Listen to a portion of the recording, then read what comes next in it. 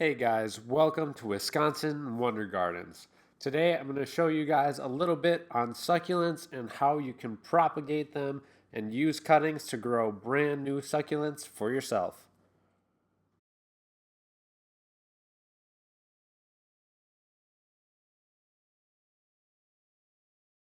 This first succulent I have here is a Graptosetum.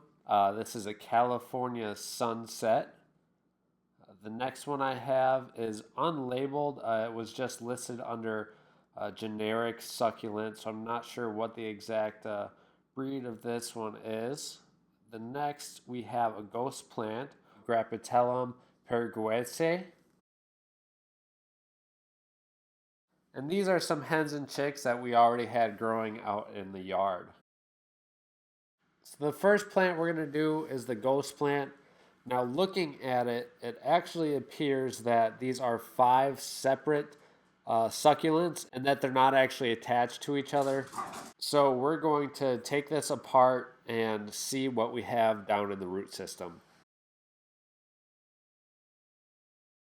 Just kind of gently pull out all the soil from around it. See, we can see that these are different succulents. I mean, they're the same kind of succulent, but they're not all attached together. So this is nice because then we can just propagate them out from here into 5 different plants without actually cutting any of the root system. Just simply pull it apart. So if you notice, I'm going to take a few of these petals and break them off here. Make sure you get a nice clean break. And I'm going to set those off to the side, and I'll show you guys what to do with those in a little bit. Moving on, this is what you guys can do with a succulent that has a little baby coming out from it. As you can see, it's starting to sprout a whole new plant. All you do is take a little scissors, snip it as close as you can to that original plant. And then what you're going to do with this is, you see where you make this cut, there's a wound, and you want that wound to heal up a little bit. So usually I'll give it a day, and then after that point, I will go ahead and plant it directly into soil.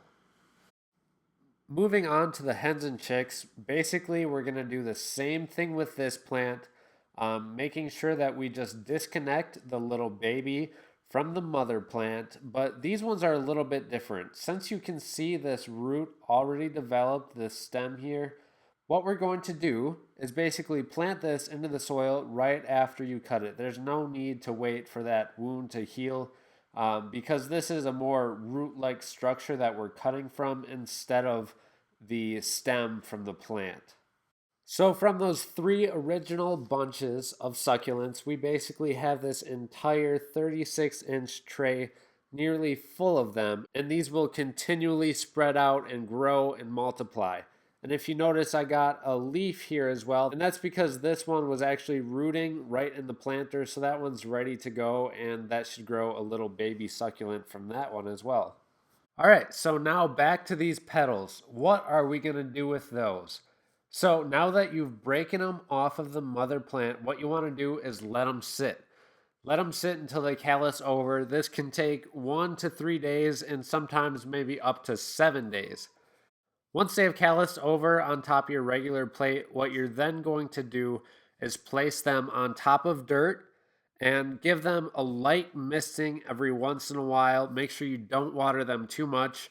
Continue this process until you start to see roots to develop, and then from there you'll see a tiny little plant growing out from it. At that point, it's ready to put a little bit deeper into the soil. Now, watering your succulents is very simple. Basically, every 7 to 14 days, you're going to want to water the surface of the soil just lightly, not too much, and you also want to make sure that you have a well-draining soil. Thank you guys so much for watching. I will keep you guys updated with these succulents and let you guys know how the petals and different propagation techniques are working out. You have a great day.